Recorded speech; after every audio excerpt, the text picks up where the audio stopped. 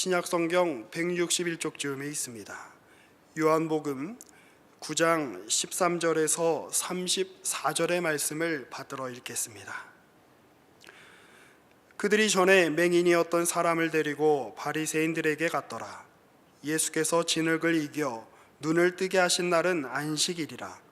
그러므로 바리새인들도 그가 어떻게 보게 되었는지를 물으니 이르되 그 사람이 진흙을 내 눈에 바르매 내가 씻고 보나이다 하니, 바리새인 중에 어떤 사람은 말하되 이 사람이 안식일을 지키지 아니하니 하나님께로부터 온 자가 아니라 하며, 어떤 사람은 말하되 죄인으로서 어떻게 이러한 표적을 행하겠느냐 하여 그들 중에 분쟁이 있었더니, 이에 맹인되었던 자에게 다시 묻되 그 사람이 내 눈을 뜨게 하였으니 너는 그를 어떠한 사람이라 하느냐. 대답하되 선지자니이다 하니, 유대인들이 그가 맹인으로 있다가 보게 된 것을 믿지 아니하고 그 부모를 불러 묻되 이는 너희 말에 맹인으로 났다 하는 너희 아들이냐? 그러면 지금은 어떻게 해서 보느냐? 그 부모가 대답하여 이르되 이 사람이 우리 아들인 것과 맹인으로 난 것을 아나이다. 그러나 지금 어떻게 해서 보는지 또는 누가 그 눈을 뜨게 하였는지 우리는 알지 못하나이다. 그에게 물어보소서. 그가 장성하였으니 자기 일을 말하리이다. 그 부모가 이렇게 말한 것은 이미 유대인들이 누구든지 예수를 그리스도로 시인하는 자는 출교하기로 결의하였으므로 그들을 무서워함이로라. 이러므로 그 부모가 말하기를 그가 장성하였으니 그에게 물어보소서 하였더라. 이에 그들이 맹인이었던 사람을 두 번째 불러 이르되 너는 하나님께 영광을 돌리라. 우리는 이 사람이 죄인인 줄 아노라. 대답하되 그가 죄인인지 내가 알지 못하나 한 가지 아는 것은 내가 맹인으로 있다가 지금 보는 그것이니이다. 그들이 이르되 그 사람이 내게 무엇을 하였느냐? 어떻게 내 눈을 뜨게 하였느냐? 대답하되 내가 이미 일렀어도 듣지 아니하고 어찌하여 다시 듣고자 하나이까? 당신들도 그의 제자가 되려 하나이까? 그들이 욕하여 이르되 너는 그의 제자이나 우리는 모세의 제자라. 하나님이 모세에게는 말씀하신 줄을 우리가 알거니와 이 사람은 어디서 왔는지 알지 못하노라. 그 사람이 대답하여 이르되 이상하다. 이 사람이 내 눈을 뜨게 하였으되 당신들은 그가 어디서 왔는지 알지 못하는도다. 하나님이 죄인의 말을 듣지 아니하시고 경건하여 그의 뜻대로 행하는 자의 말은 들으시는 줄을 우리가 아나이다. 창세 이후로 맹인으로 난 자의 눈을 뜨게 하였다 함을 듣지 못하였으니 이 사람이 하나님께로부터 오지 아니하였으면 아무 일도 할 수 없으리이다. 그들이 대답하여 이르되 내가 온전히 죄 가운데서 나서 우리를 가르치느냐 하고 이에 쫓아내어 보내니라. 아멘. 오늘 본문에서 보다시피 예수님께서 날 때부터 소경되었던 자를 고친 문제는 매우 놀라운, 기적으로서도 놀라운 사건이고 그 의미하는 바도 대단히 깊은 기독교 신앙의 핵심을 드러내고 있습니다. 이 장님된 이유가 부모의 죄 때문입니까? 자신의 죄 때문입니까? 그러자 예수님께서 부모의 죄도 아니고 자신의 죄도 아니고 하나님이 하시는 일을 보이려고 이 사람이 장님이 됐다, 이렇게 얘기를 합니다. 그니 척 들어도 그러면 하나님께서 장님을 고치는 일을 위하여 애꿎은 사람 하나를 장애인으로 살게 했다, 얼마나 고생했을까, 억울하다 하는 생각이 하나님의 권능이 드러나는 것과 함께 이렇게 생각이 두 개가 우리에게 떠오를 것입니다. 예수님께서 하나님이 하시는 일을 나타내려고 했다 하는 것은 굉장한 일이죠. 하나님이 지금도 일하고 있고 하나님이 이 장님을 눈을 뜨게 하는 식으로 일하고 있다, 그렇게 얘기하는 셈입니다. 그래서 지금 요한복음에 등장하는 그토록 처음부터 끝까지 집요하게 예수를 반대하고 적개심을 가지고 처치하려는 사람들과 싸우는 이 와중에 이런 큰 일을 행하자 반대파들은 이 일의 이 기적의 크기나 이 장님을 보게 한 것의 뜻을 이해하려 들지 않지요. 눈을 뜨게 하여 진실을 보게 하는 것이 하나님께서 지금 하시는 일입니다. 장님이 와서 힐문하는 이 반대파 사람들, 정말 예수가 내 눈을 뜨게 했느냐? 다른 건 다 모르겠고요. 내가 안 보이던 게 보입니다. 예전엔 못 봤는데 지금은 봅니다. 신자들의 경험이죠. 그러나 이 적대자들은 그 말의 중요성을 인정하지 않습니다. 자기네가 반대하고 자기네가 이해할 수 없는 방법으로 하나님의 일을 증명하는 것이 그들에게는 매우 불쾌하고 받아들일 수 없는 경쟁적이고 그리고 분노를 자아낸 그들의 편견에 잡혀 있습니다. 그러니까 우리는 이 장님이 보는 것 같이 예수가 오셔서 하나님이 예수를 보내서 하는 일이 우리의 심령의 눈을 뜨게 하여 하나님을 보게 하고 예수를 믿게 하는 일을 하나님이 지금 하고 계시다라고 이 사건을 이해할 수 있습니다. 그런데 우리가 예수님이 오셔서 장님의 눈을 뜨게 하고 못 보던 걸 보게 하듯이 그 심령의 눈을 떠서 예수를 보게 한다면 왜 이 대적자들, 반대하고 사사건건 덤벼드는 이 사람들을 장님의 눈을 뜨게 할 수 있다면 저들의 심령의 눈을 띄워서 예수가 누구인지, 메시아가 뭘 하러 왔는지, 하나님이 지금 우리에게 뭘 원하시는지를 그들에게 끝끝내 감추고 결국 주님이 죽는 자리까지 평행선을 긋고 예수님은 예수님의 일을 하시고 그 적대자들은 적대자들의 일을 하고 마는, 그리고 따지고 보면 세상 역사가 오늘까지 유대인들은 예수를 거부한 상태로 지금까지 고집된 상태,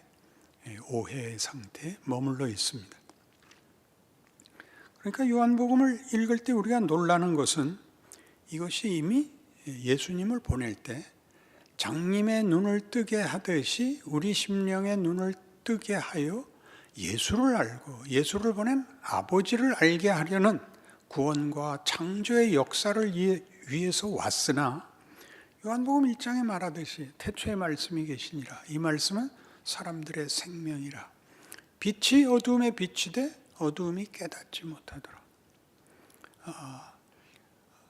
하나님이 자기 백성에게 찾아왔을 때 자기 백성이 하나님을 거절했다. 이런 소문으로 시작을 했습니다. 시작부터 그랬죠. 그래서 예수님께서 자신이 메시아이고 하나님의 아들이고 그 증거로 그 많은 기적을 일으켰으나 사사건건 그들은 그 모든 기적을 왜곡시키고 그걸로 인하여 더 화를 냈죠. 가장 많았던 이유는 안식일에 일한다는 거였습니다. 모세의 법을 어기면서 어떻게 하나님의 사자라고, 하나님의 종이라고, 하나님의 아들이라고 얘기를 할 수 있느냐. 그 오해가 결국은 더 크게, 그래서 아버지의 아들이라고 한 것을 신성모독으로까지 뒤집어 씌우는 분노를 저들이 하게 됩니다. 그래서 우리는 이 문제에 아주 핵심적인 중요한 질문을, 예수님은 눈을 뜨러오게 했는데 같은 사건에서 당시의 대적자들은 그 모든 사건을 통하여 점점 더 완악해져 갔는가 하는 문제를 가장 중요한 문제로 삼아야 합니다.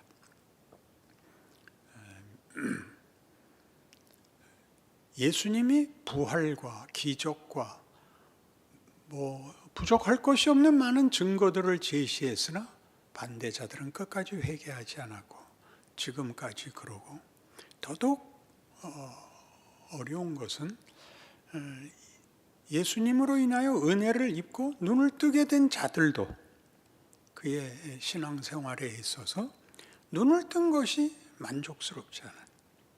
눈을 떴으면 그 다음엔 다른 무슨 시험이나 걱정이나 딴 생각이 나지 않아야 되는데 어려움을 겪고 있어서 도대체 눈을 떴다는 게 어느 만큼의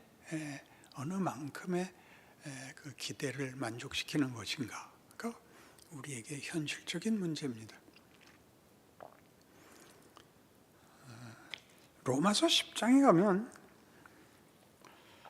사도 바울이 하나님의 일하심을 이렇게 로마서 10장에서 이스라엘의 역사를 들어서 설명합니다. 제가 읽겠습니다. 로마서 10장 1절 형제들아 내 마음에 원하는 바와 하나님께 구하는 바는 이스라엘을 위함이니 곧 그들로 구원을 받게 함이라. 내가 증언하노니 그들이 하나님께 열심히 있으나 올바른 지식을 따른 것이 아니라 하나님의 의를 모르고 자기 의를 세우려고 힘써 하나님의 의에 복종하지 아니하였느니라. 이게 10장에서의 주제입니다. 이스라엘은 왜 예수를 믿지 않았는가? 자기 의를 하나님의 의보다 앞세웠다. 자기의 의의 정당성은 물론 율법이었습니다. 율법을 주신 아버지의 뜻은 예수님의 해설에 나오듯이 하나님 사랑, 이웃 사랑이었습니다. 그러나 유대인들은 그것을 사람 잡는 데 썼을 뿐입니다. 심판의 기준이 되고 비난과 정죄의 규칙이 되었지 하나님께서 이것을 왜 줬는지 곡해했습니다. 그래서 결국 유대인의 대표라고 할 수 있는 바울이 예수와 예수를 믿는 자들을 박해하는 경지에 갑니다. 하나님이 율법을 주었지만 그 율법으로 하나님을 반대하는 자리까지, 서두에 얘기한 대로 하자면 자기 의를 세우려고 하나님의 의를 반대하는 자리에까지 오게 된 겁니다. 그래서 사도 바울은 지금 로마서 10장에서 이렇게 얘기합니다. 5절 모세가 기록하되 율법으로 말미암는 의를 행하는 사람은 그 의로 살리라 하였거니와 율법은 지켜야 되는 것입니다. 믿음으로 말미암는 이는 이같이 말하되 내 마음에 누가 하늘에 올라가겠느냐 하지 말라 하니 올라가겠느냐 하면 그리스도를 모셔내리려는 것이요 혹은 누가 무조갱에 내려가겠느냐 하지 말라 하니 내려가겠느냐 하면 그리스도를 죽은 자 가운데서 모셔 올리려는 것이라. 예수는 우리가 모셔오지 않았다 그 얘기입니다. 예수님은 자기 발로 우리를 찾으러 왔다. 예수를 만나기 위해서 찾아다닐 필요 없다. 가서 비로소 예수님이 우리에게 응답하고 방문한 것이 아니다. 왜 이 얘기를 해야 되는가? 그러면 무엇을 말하느냐? 말씀이 네게 가까워 네 입에 있으면 네 마음이 있다 하였으니 곧 우리가 전파하는 믿음의 말씀이라. 네가 만일 네 입으로 예수를 주로 시인하며 또 하나님께서 그를 죽은 자 가운데 살리신 것을 네 마음에 믿으면 구원을 받으리라. 사람이 마음으로 믿어 의에 이르고 입으로 시인하여 구원에 이르느니라. 성경이 이르되 누구든지 그를 믿는 자는 부끄러움을 당하지 아니하리라 하니 유대인이나 헬라인이나 차별이 없음이라. 한 분이신 주께서 모든 사람의 주가 되사 그를 부르는 모든 사람에게 부여하시도다. 누구든지 주의 이름을 부르는 자는 구원을 받으리라. 이건 신약 시대에 당연한 모든 성도들의 현실이고 고백입니다. 이 얘기가 왜 앞에 율법은 행해야 보상을 받는 것이고 믿음은 찾아가고 돌을 깨우치고 할 문제가 아니라 믿음이 우리 마음에 들어왔다는 거죠. 믿음은 예수는 우리 마음에 들어와서 우리가 밖으로 찾아나갈 필요가 없이 우리 안에 쑥 들어오더래요. 뭘로 증명할 수 있죠? 우리가 예수를 믿더라 말입니다. 예수를 만난 적도 없는데 먼저 믿은 사람들을 통해서 믿었죠. 하여튼 우리는 예수를 부르고 예수를 믿습니다. 우리가 돌을 깨우치기 위하여 산에 올라가고 어떤 경을 읽고 무슨 수련을 하고 그런 게 아니라 어떻게 된 건지 어느 날 내가 예수를 믿고 예수가 누군지를 알더라는 것이죠. 그 얘기를 여기 왜 꺼내느냐 하면, 그럼 네가 예수를 만들었느냐? 네가 믿는 예수는 어디서 왔냐? 누가 전해줬지? 그래서 그 이름을 들었지? 그리고 믿게 됐지? 그럼 그 사람은 어떻게 너한테까지 와서 예수를 믿으라 그랬겠냐? 누가 보냈지? 하나님이 보냈지. 그러니까 이 믿음은 하나님으로부터 출발하여 우리 마음판에다 썼죠. 예레미야 31장에 나오는 새 언약이 그렇듯이 어떤 외적 규칙과 어떤 법칙을 따라서 열매가 맺힌 게 아니라 하나님이 예수 안에서 이루신 그 구원을 전도자와 증거자를 통하여 우리 귀에 들려줬을 때 우리가 듣고 이상하게 마음에 화합을 하고 마음에 받아들였습니다. 하나님이 일하시죠. 이 장님을 보게 하는 것 같이. 고린도후서 4장 6절에 의하면 빛이 있으라 하며 빛이 있었던 것처럼 예수 그리스도의 얼굴에 있는 하나님의 영광을 아는 빛을 우리에게 비추셨느니라. 창조죠, 창조. 그러니까 이 창조가 어디서 왔냐? 내 안에서 자생적이거나 내가 만든 산물, 결과물이 아니라 밖으로부터 이렇게 받았다는 거죠. 그래 놓고 입구중을 합니다. 같은 로마서 10장 16절. 이렇게 하나님이 당신의 복음을 이스라엘 백성에게, 온 세상에게 증거했지만 10절, 16절. 그러나 그들이 다 복음을 순종하지 아니하였도다. 이사야에게 이르되 주여 우리가 전한 것을 누가 믿었나이까 하였다. 그렇게 많은 선지자를 보내고 그렇게 많이 증언을 했으나 우리 이사야 53장 예수님의 한탄같이 여기 나오죠. 누가 우리의 전한 것을 믿었는가? 기가 막히죠. 누가 우리의 전한 것을 믿었는가? 여호와의 팔이 네게 나타났느냐? 나타났어도 보아도 들었어도 반응하지 않았다. 그리고는 다시 말해요. 그러므로 믿음은 들음에서 나며 들음은 그리스도의 말씀으로 말미암았느니라. 여기 그리스도가 등장을 해요. 누가 와서 전해주고 그 전해준 말을 들었을 때 우리가 그거를 영접한 것은 예수가 지금 여기 실로암 목가에 가서 눈을 씻으라 한 그 능력, 그 구원의 하나님의 은총으로 그 들은 바, 그 증언을 듣고 우리 마음에 빛이 비치고 생명이 생겨나는 것입니다. 하나님이 하시는 일이죠. 신약시대, 교회 시대를 열었던 그 부흥과 그 자랑이 다 예수로 말미암는 것이고, 세상 사람들은 보십시오. 안 믿는 사람들은 하나님이 그 마음에 빛을 주시지 않으면, 하나님께서 그 눈을 만져주시지 않으면, 그 심령에 찾아가지 않으시면 같은 말을 듣고 모두가 다 이 시대에 이런 사람들 같이 반대의 자리를 고집하게 됩니다.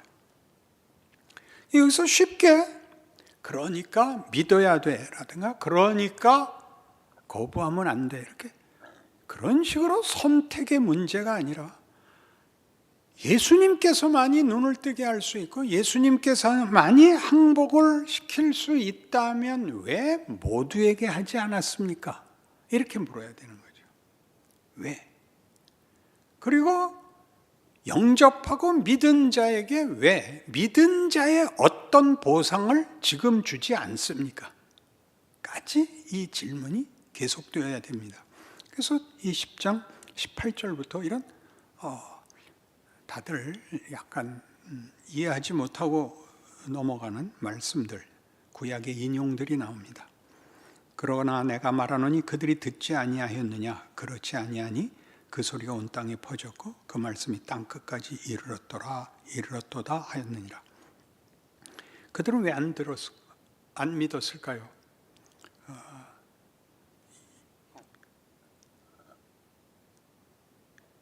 여호와의 말씀과 주의 팔을 아무도 믿지 않았다. 그토록 열심히 선지자들이 찾아갔는데도 듣지 않았다. 그리고 17절이 그러므로 믿음은 들음에서 나며 들음은 그리스도의 말씀으로 말미암았느니라 인데도 결과되지 않았다면 듣지 못했기 때문이다 라는 변명이 나올 수 있다. 그러자 그 소리가 온 땅에 퍼졌고 그 말씀이 땅끝까지 이르렀다라는 시편 19편이 인용됩니다. 시편 19편을 이 로마서 10장 차원에서 어떻게 인용하는지 제가 읽어볼게요. 하늘이 하나님의 영광을 선포하고 궁창이 그의 손으로 하신 일을 나타내는도다.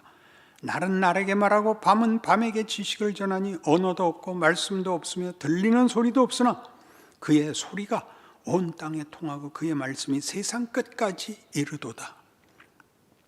창조세계에 예수님 오시기 전에는 창조세계가 절망이었고 공포였고 죽음이었을 것입니다. 그러나 예수님 이후로는, 십자가의 부활 이후로는 어느 유명한 분의 표현같이 온 우주에 부활의 영광이 충만하도다 이렇게 선언한 것이 맞습니다. 그게 우리가 가지는 고백이요 자랑입니다. 왜 그런데 아직도 믿지 않는 자가 있느냐? 아직도 반대하는 자가 있느냐? 왜 우리는 믿었는데도 그 부활의 영광이 충만한 세상에서 왜 우리는 이렇게 고단하게 살아야 되느냐? 내 마음은 왜 밤낮 왔다 갔다 하느냐? 하는 것들은 약간 2차적인 문제입니다. 로마서 10장이 하고 싶은 얘기, 하나님이 지금 일하고 있다는 거죠. 조금 더 볼게요. 10장으로 돌아오셔서 19절. 그러나 내가 말하노니 이스라엘이 알지 못하였느냐? 먼저 모세가 이르되 내가 백성 아닌 자로서 너희를 시기하게 하며 미련한 백성으로 너희를 노엽게 하리라. 신명기 32장에서 모세가 죽기 직전에 마지막 유언에 나오는 예언입니다.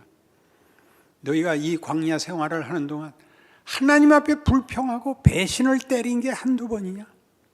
그리고 너희는 여기서 우상까지 섬겼다. 하늘의 별들을 섬기고 너희 하나님을 진노케 했다.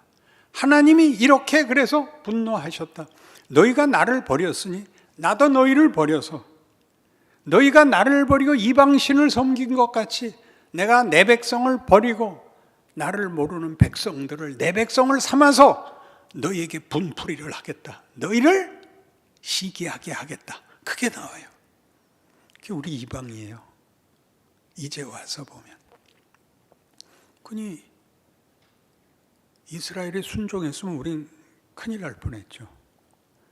이런 거는 자세히 무슨 수학 공식같이 얘기하려고 하는 게 아니라 수사적으로 이스라엘의 실패에도 불구하고 하나님의 은혜는 더욱 넘쳐서 순종했으면 더 순조로운 어떤 방법으로 우리가 다 주 앞에 부름을 받았겠지만 저들의 실패에도 불구하고 넉넉한 은혜가 우리한테까지 왔다 하는 데서 놀라죠. 하나 더 있어요.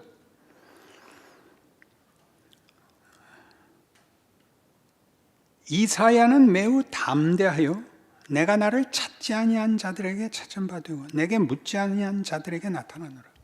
모르는 자한테 오겠대요. 하나님을 모르는 자한테까지 우리 다, 그러니까 세종대왕한테도 왔을 거예요. 걱정 마시고 연개소문한테도 왔을 테고 우리가 뭐 확인할 방법이 없지만 하나님은 우리 모두에게 그를 찾지 않고 그가 있는 걸 모르는 자에게도 하나님은 찾아왔대요. 어려운 표현이지만 이 신비를 우리는 열어놓아야 됩니다. 이스라엘에 대하여 이르되 순종하지 아니하고 거슬러 말하는 백성에게 내가 종일 내 손을 벌렸노라. 이스라엘에 대해서는 이 거부하는 이 못난 족속에게는 어떻게 했다고요? 등을 돌리지 않고 종일 손을 벌리고 있었다고요. 오라고. 그니 우리가 이 지금 실로암 사건과 거기서 일하시는 하나님의 지금 일하심이 눈을 뜨게 하는 것, 죽은 자를 살리는 것, 하나님을 보게 하는 것이 왜 어떤 이들에게는 은혜요, 구원이요, 기적이면서 어떤 이들에게는 계속 반발이요, 분노요, 적대요, 그래서 결국은 사망을 만드는 비참한 결과가 일어나는가? 거기까지 다 하나님이 일하시는 거예요. 하나님의 일하시는 현실이라는 정황이 순순히 말을 듣는 자와 이 반대를 하고 왜곡하며 분노하는 자와 방관하고 구경하는 자로 그 청중을 강요하지 않은 채 일하고 있답니다. 하나님이 일하고 계십니다. 나는 구하지 않은 자에게도 나타나겠다. 나를 거절한 백성에게도 나는 종일 손을 벌리고 기다리겠다. 그분이 하나님이라면, 그러면 우리가 예수를 믿고 예수로 인하여 우리 심령이 눈을 뜬 자로서 하나님의 이 일하심, 우리가 생각하면 단순하게 통쾌하게 안 믿는 사람은 갖다 처벌하고 믿는 사람만 모아놓으면 간단한 심판을, 간단한 세상을, 온 우주에 충만한 부활의 권능과 증거와 능력을 가지시고 이걸 놓고 일하시는 그 과정을 함께 씨름하시는 우리의 탄식과 간절함보다 더 크게 이스라엘아, 에브라임아, 내가 어찌 너를 놓겠느냐? 내가 어찌 너를 아드마같이 놓겠느냐? 스보임같이 놓겠느냐? 내 속에서 내 마음이 불붙듯 일어나 너희를 향하여 내 긍휼이 솟구치지 아니하냐? 이 마음에 합한 삶을 살아내야 되는 것입니다. 우리의 결론은 너무 조급합니다. 하나님의 결론은 깁니다. 못난 자들을 기다리시고 항복의 과정을 허락하시는 하나님 때문에 예수를 믿고 더더욱 진실하게 열심히 믿는 사람에게는 하나님이 야속할 수 있습니다. 그러나 하나님은 제일 못난 것을 구원하기까지 먼저 믿은 자들의 인내와 기다림과 기도를 요구하고 있습니다. 이 하나님이야말로 정말 하나님 아닌가요? 우리는 모세에게서나 바울에게서나 그들이 때가 찰 때까지 많은 고생을 한 것을 기억합니다. 모세가 미디안 40년을 보내는 것은 그에게 다만 시간만 재고 있었던 시간이 아니라 그 못난 이스라엘 백성과 광야 40년을 떠돌 수 있는 실력을 만드는 시간이었고, 사도 바울이 스데반을 죽이듯 펄펄 뛰었던 그의 열심은 그 후에 예수를 만나고 나서 바울이 예수만 찾아가지 않죠. 예수님이 바울을 찾아오시죠. 너는 이방의 사도가 될 것이라. 임금들과 왕 앞에 설 것이라. 그리고 얼마나 네가 고난과 해를 받아야 할지 필설로 설명할 수 없다. 이 길을 그가 기꺼이 예수의 영광을 이해하고 순종하는 길을 가죠. 어려운 것을 감수하고 죽음을 각오하고 하는 이 어떤 처절함과 지극함이라는 이런 감성적 표현이 아니라 실제로 해내는 믿음의 진지함, 하루를 하루씩 채워나가는 성실함, 세상을 운영하시는, 일하시는데 우리 눈에 마음에 들지 않는 이 하나님의 방법이 얼마나 크고 얼마나 웅대하고 얼마나 굉장한 일에 우리를 동역자로 우리의 삶을 쓰신다고 우리에게 말씀하고 계시는가, 그렇게 깨달으시는 실로암 사건으로 기억되기를 바랍니다. 기도하십시다.